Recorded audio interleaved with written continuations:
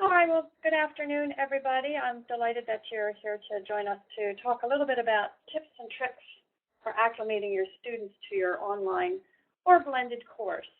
We do have a number of folks now who are moving more and more of their content and their course interactions online.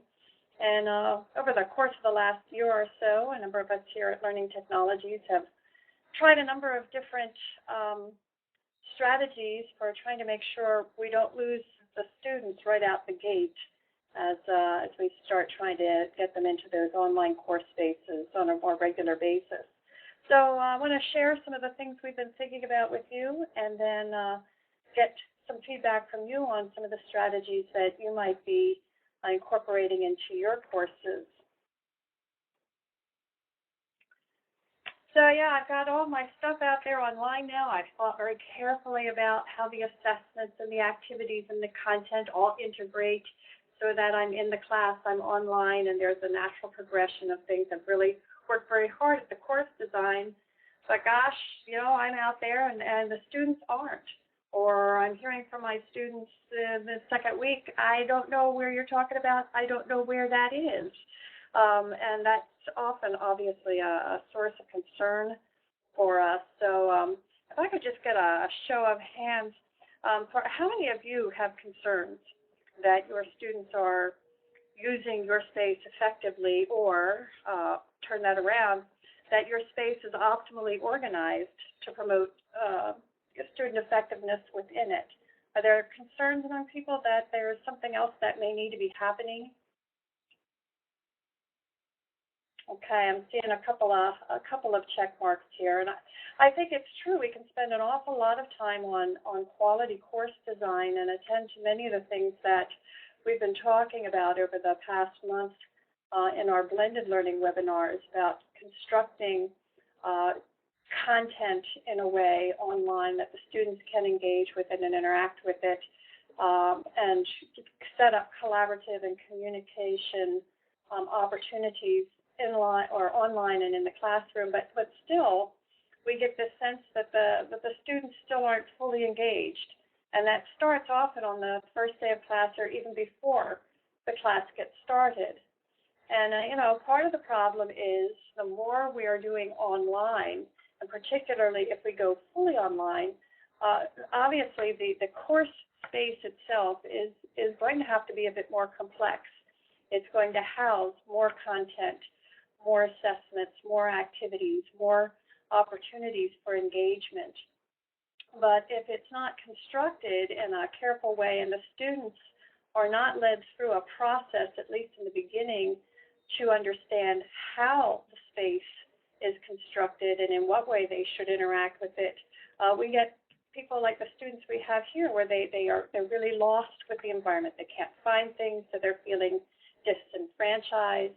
They're certain that they're the only ones who are out there who can't find information, who are not finding the right tool. And that leads to frustration, and certainly the students then feel challenged by your course, but not in the ways that we would want them to be challenged. And so what we want to do today is just look at how we can at least start the course and hopefully reduce the amount of frustration and challenges that the students are encountering. And so we're going to be focusing on how to introduce students to your course space. And your role as the creator of the space is to provide students with the cues and clues that they need to understand where things are in the space and how to access and interact with them.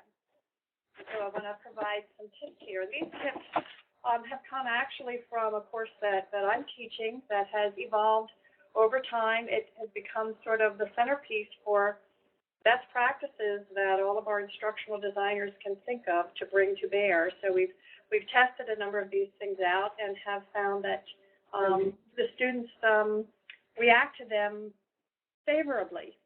Now let's see, it sounds like somebody wanted to speak, and I do want to give you that opportunity, so let me free things up before we actually get into a little bit of demonstration here. Let me unlock. And did somebody have a question or something that they wanted to say at this point?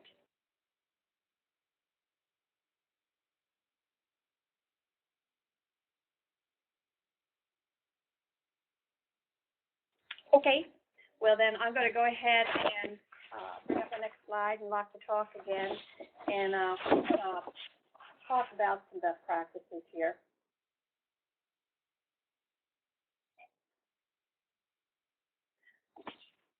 The first thing, students go out to Elms and click on the little link that represents your course, and they can be overwhelmed from the get-go just by how you have organized your course menu.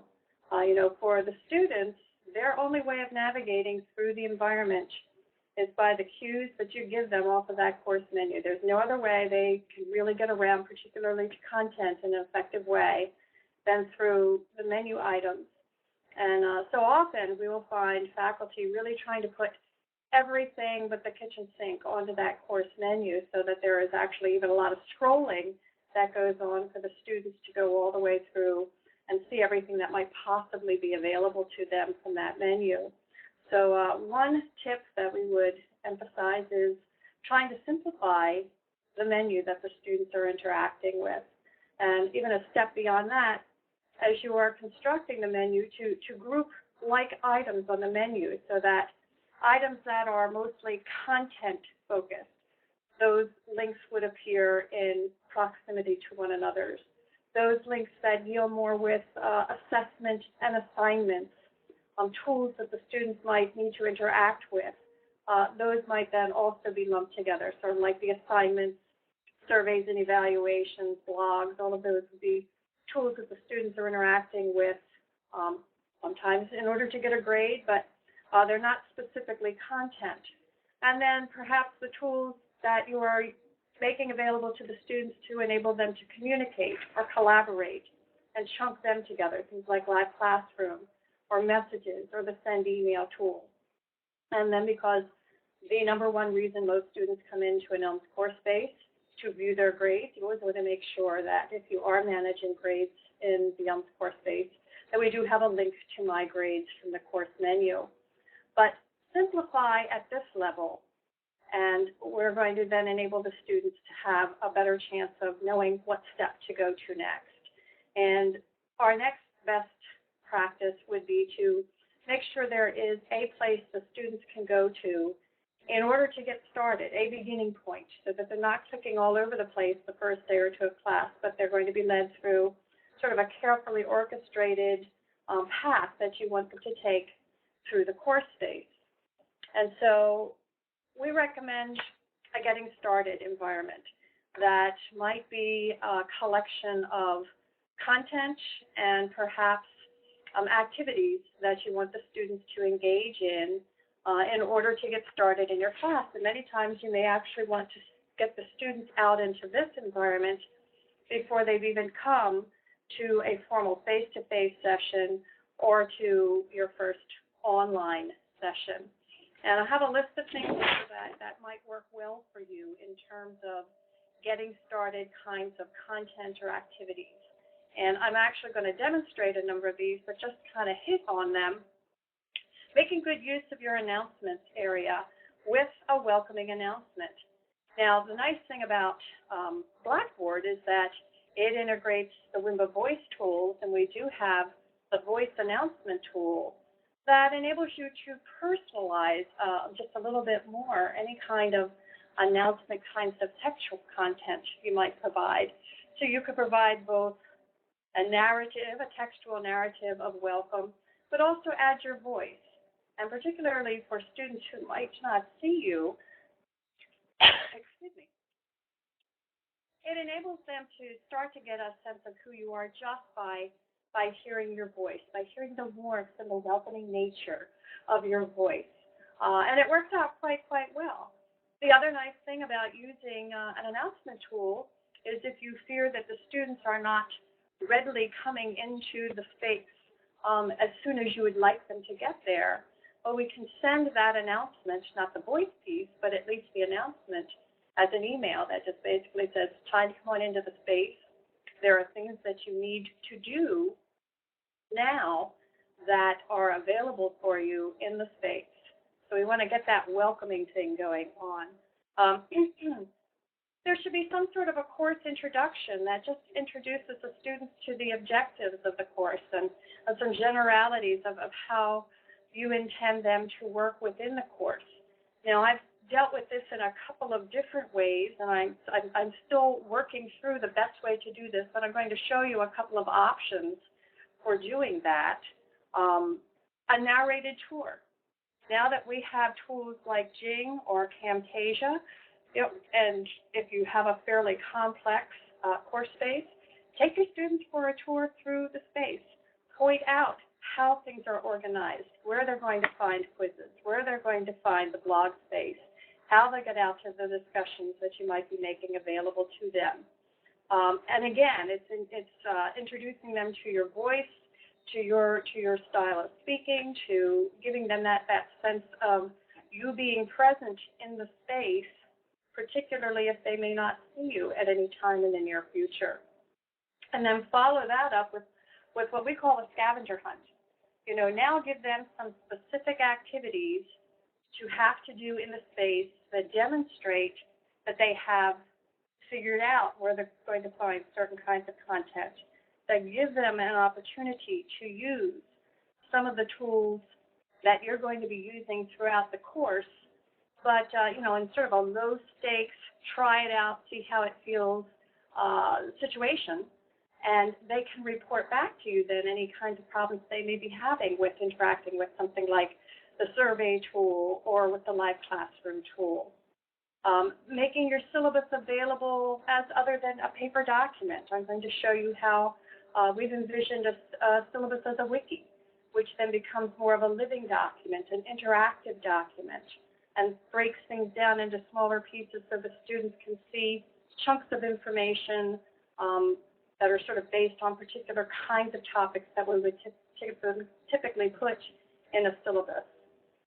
Checklists, particularly to start, having a place where the students can say, okay, this is the first week of class, what do I need to do? And it just very specifically lays out, you do this, and this is where you go. You don't necessarily need to do that throughout the entire semester, but if we want to successfully acclimate the students to the environment and where consistently they are going to find different kinds of content, activities, communication resources, it's a good way of getting them started. And a student skills survey.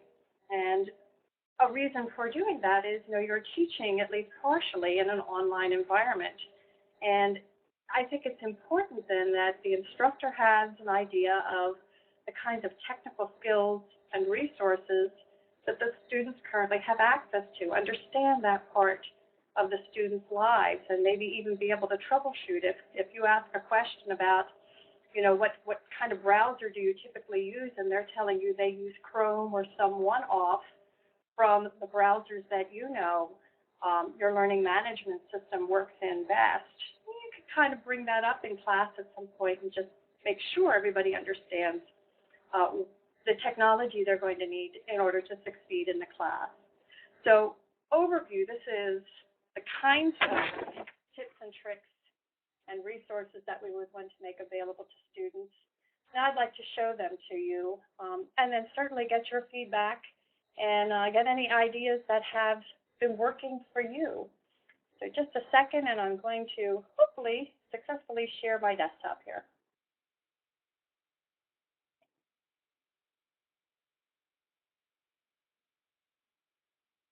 Okay, my assumption is you are now seeing a screen that says UTAP Undergraduate Technology Apprentice Program.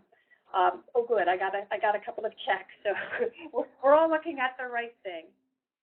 So on the welcoming page, this is what I'm talking about in terms of having welcoming text, and then also just a sound clip where you possibly just repeat that same piece of text or maybe add a little more to it.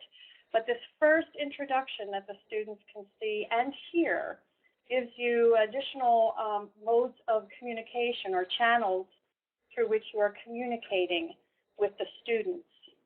And then the idea of having a getting started point, and you'll notice the the announcement tells them, okay, now go to this getting started area and work your way through some of the requirements there. And I want to show you first this idea of a wiki-based or interactive syllabus. This just sort of came to me over the summer, and I don't know why, but I went with it, and actually students have given me very good feedback on it. Took the components of a regular syllabus, and obviously the more you are working online, probably the more robust your syllabus is, because you have to attend to items beyond just sort of the schedule and your policies for lateness and that sort of thing, but you're going to need to attend to some of the technical requirements of your course as well. But, I've chosen to break mine down into, a beginning point, a little bit of information about the course, where it needs, logistical kinds of things. And at any time, the students can get to the next part of the syllabus, either by a link on the wiki page or over in the menu. The same link will exist there. And the students can just step through. I think it's very important in a course to make sure the students have a sense of what your objectives are for what they're going to learn in a semester, and then providing a little bit of detail about what the tasks are that the students will do to demonstrate their proficiency, or the fact that they have sort of met those objectives. Break that down in whatever way works for you. In some cases, if you have rubrics that you're going to be using for grading certain kinds of activities or assessments, giving students access to those rubrics within the syllabus, also very helpful. As you start grading things, it will be there all the time for the students to reflect back on, and hopefully, because it's so easy to access, while they're working, they can kind of look and determine themselves how well they are meeting up with the rubric of your expectations on what they're doing for a particular activity. How you name these different things are really up to you, but there should be an area that talks about where the students can go to get help with the learning management tool if they don't know how to do something. There's, for Blackboard, there's a lot of information under the Students tab. And we just want to make sure that the students know that's where they go. You want to confirm what kind of communication tools you're going to use to communicate with the students and they with you, and set up reasonable expectation of how frequently you're going to check that communication mechanism and how quickly they will hear back from you. Setting up all that kind of information in the syllabus, telling them where they're going to find that information, very, very helpful. Policies, we now have the issue where students may be bringing technology into the classroom, or if you're online, they are using technology to be their classroom, and you want to set up the expectation of how that technology and their use is going to work best for you and the rest of the students in the class, to set up those issues of netiquette, and then the typical things about taking attendance and excused absences, etc. But you may also want to give the students a little bit more information if you have a student who requires some technological accommodation, making sure somewhere in your syllabus you are giving them some pointers to where they can get that kind of help, just in case they don't know that. We also have the need to make sure, if we're providing various activities and videos or podcasts in a course space, that the students know what kinds of plugins they may need for their browser in order to successfully engage with that content. And you may need to provide that information. Putting it in the syllabus just ensures that it's always in one consistent place. They'll know where to go look if they need to find that kind of information. And if you provide the students in your current syllabus with some kind of comprehensive schedule of here's what we're doing week 1, week 2, etc., having that comprehensive schedule and then letting the students know within the course space where they're going to find certain readings or certain activities enables them to also have sort of a roadmap to how to proceed through the class as the course unfolds. And I found that it was also helpful, you know, if you create the syllabus in a wiki, you can then export the wiki as a one-page web page, or as a one-page HTML file, and then they can have the entire thing in one HTML file and print it if that's what they'd like to do. Excuse me. So having that online interactive wiki makes it also easy to come back in here and make changes. And what I've done in my course is if I make a change to a date or something else, and I've announced that I've done some revisions, I also make sure that that revised information shows up in the wiki in a different color. And that seems to have worked for our purposes. Some other things that you can do in the course space, here's where I was talking about just that checklist, kind of taking the pieces from the online comprehensive schedule and just putting in their faces, just this is what's really important this week. I wouldn't do this for every week or even for every unit. I used to, but then the students would start to question, you know, which is the right one, which is not. So I simply do it for that first week so that the students can at a glance from this first getting started page have a reminder of what they're supposed to be doing in the first week of class. The idea of having this little course navigation video with Camtasia, very, very simple, just to cruise around and just give people a little sightseeing tour. Here's what's important, here's how you get to it, this is what I've put here. And I would not do both the embedded option and a link to the file, but you could provide it either way within your course space. I actually uploaded this navigation video to YouTube, and I'll give you a link to it after we leave our little tour here so you can take a look at it. But I think it's helpful to the students, again, hearing your voice, you kind of showing them the space that you have created for them and personalizing it more. Before we did the navigation video, we actually got the idea for that from faculty who have submitted their courses to Blackboard for an evaluation of pedagogically sound environments, and the faculty would kind of navigate through their space and explain what was there. Before that went on, I actually just made a little PowerPoint presentation that enabled me to talk about the objectives of the course and how we were going to meet them, but it certainly wasn't as detailed as this navigation or as the online wiki syllabus. Another really useful tool is creating a scavenger hunt for the students. Now you've shown them around, they've read the syllabus, hopefully, taking them through the space so that they have to go through and meet some objectives and do some things is also helpful. So telling them, okay, you need to go here and you need to read this content. You need to go through the syllabus and maybe print out the comprehensive list. You need to read what it is we're going to be doing in preparation for the next class. Interacting with certain kinds of content.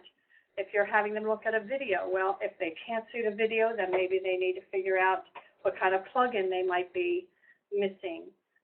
Getting them to do the skills survey. Two purposes. You get information about the depth and breadth of their computer skills, their technology skills, kind of resources they have, but it also gets them into the survey tool. And it lets them experience the survey tool before you might be using that sort of tool for some other purpose in the class that may be of higher stakes value in your expectation of them when they take that survey.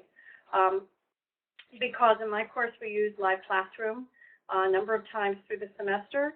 I wanted them to go in and run the wizard and make sure that that was going to work for them well ahead of the first live classroom session. And then, because we're using the messages tool as our communication tool, I needed them to send me a message that said, it went well, I'm working good in live classroom, or I had these problems. But with one piece of the scavenger hunt, they experienced two tools that they would be using and seeing throughout the semester. And then obviously, they've gone through the scavenger hunt. Now at the end of the hunt, we're going to take them into the quiz tool so that they can experience the quiz tool and a variety of different question types. But they're also going to feedback on everything that you ask them to kind of go through, including, I think, some targeted questions about that syllabus. So you're sure they read the syllabus. And I let my students take it. I told them, you need to get 100 on this. So keep taking it, actually finish reading the syllabus, and get 100% on it. It should be an easy A if they do the work. And most students end up doing okay on that. So that's been a useful tool.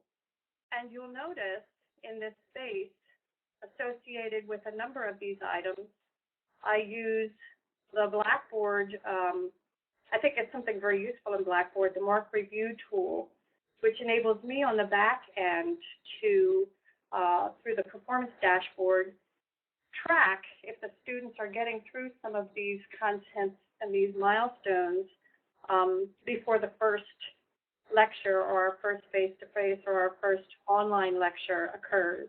Now, I know students can just come through here and click Mark Reviewed, and maybe some of them do, but some of these Mark Reviewed are actually tied to the availability of other items that do enable them to receive some of the points in the class. So if they haven't Mark Reviewed on having read through some of the objectives for the first unit, the scavenger hunt quiz won't be available to them. And if they haven't Mark Reviewed on having reviewed the wiki syllabus, then the survey skills won't be available to them. So those kinds of things can be processed through some of these little Blackboard tools like Mark Reviewed. So that's sort of a number of the tips and tricks that we've been thinking about in terms of getting the students in, acclimating them, having them report back on what they've found, and being able to kind of test out whether they've been successful with some of the tools. And so I want to unlock talk and get your feedback.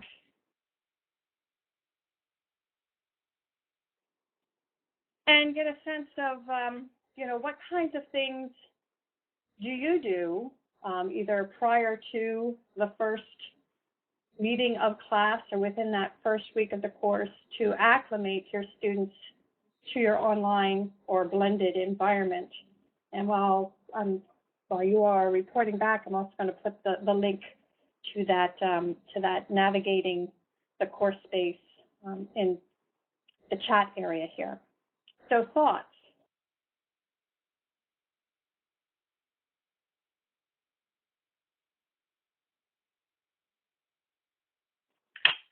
Yes, please, Helene.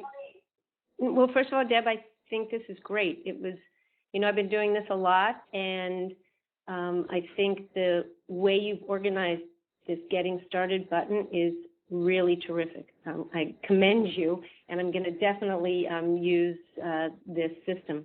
I have a couple of minor questions. The first is, where do you find that Mark Reviewed tool? Okay, the Mark Review tool is when you're in edit view of a content item, instead of going to the modify button, you go to the manage button. And I'm in student view here, but I can get out and get back into this as an instructor. But if you go to manage, you are able to enable the review tool. Now, and that enables you to at least get that mark reviewed piece up there. If you want to tie the availability of another item to mark reviewed, then again, under that manage option, there's the ability to create an adaptive release rule that basically says, you know, in order for this next thing to be available, somebody has to mark reviewed this other item. That makes total sense. Thank you. When you say, I know what you mean when you say you go into the edit view, manage, but I'm curious when you initially set that up, you can enable tracking, for example. I've never noticed being able to enable manage review. Is it in that stage, or do you have to already have set it up and then go? You have to have created the item first. And then once the item exists, then you, over on the right, there would be the modify, manage, copy, or remove buttons. Then you would go to the manage button. But you can only manage something that already exists. Thank you. That makes total sense. Second, really minor question is like what we're looking at right now, this checklist. Did you, on the wiki, on wiki pages, did you create these charts outside of the wiki, like in Word, and then load them in, or did you create them in the wiki? I cannot tell a lie. I created it in Dreamweaver, and then I copied the code into the wiki. But, you know, within the wiki tool, there is a little table icon, and I think, you know, you could construct a table in that way as well. I had already been maintaining at least checklists as web pages in the past, so it was just an easier path for me to be able to copy and paste sort of this web table into the environment. But I don't think you would need to do it as a web page. I think you could probably work right within the wiki. You could probably construct the table in Word. My only concern about Word is, depending upon the operating system and the browser, sometimes if you're doing that copy and paste from Word into particularly IE, like if you are accessing ELMS in IE, sometimes you get XML code and additional Microsoft proprietary code in addition to your table. So that would be my only concern is that compatibility of going between Word and some browsers. So that might be, before you do a great big one, I would just do a little itty bitty thing and test it and see if it's going to go without any kind of additional code coming in. Thank you. Any other thoughts or questions? We have some seasoned online instructor veterans out there. Any kinds of things that you additionally do to help acclimate your students to the online components of your courses?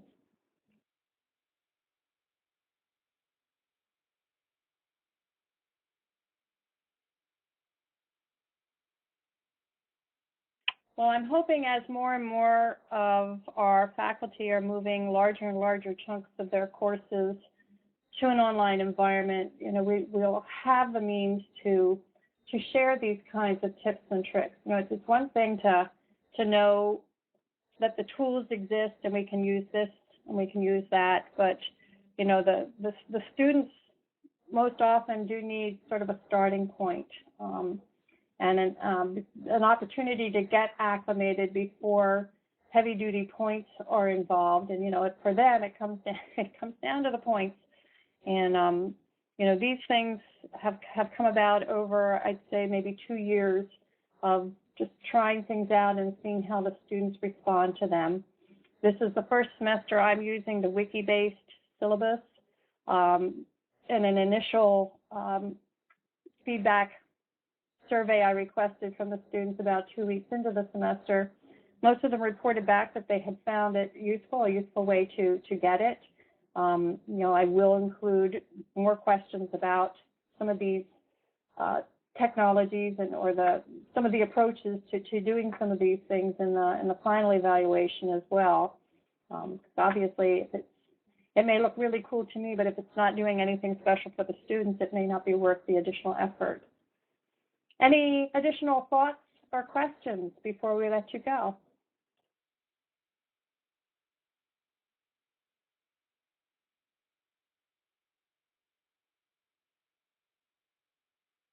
Well, the navigation thing is out on YouTube. The link is in the discussion or the comments area, the bottom left-hand corner. But if it's something you want to look at later and can't remember the link, just let me know. I'd be happy to send it to you just to get some ideas.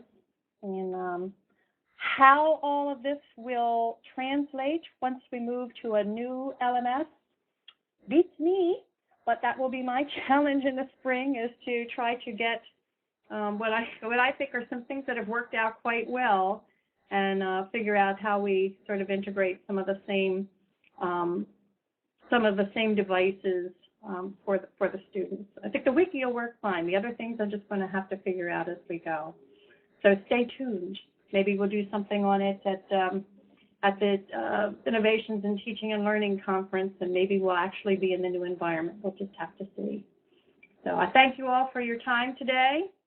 And next week, June, do you want to comment on what we've got going on for us next week? I'm not sure if June can hear. Oh, yeah, thanks, June. Okay. I'm not sure if June. Oh, yeah, thanks, June. Okay. I can hear. Are you able to hear me? Yeah, you're a little breaking up, but can you just tell us what we're going to be seeing next week?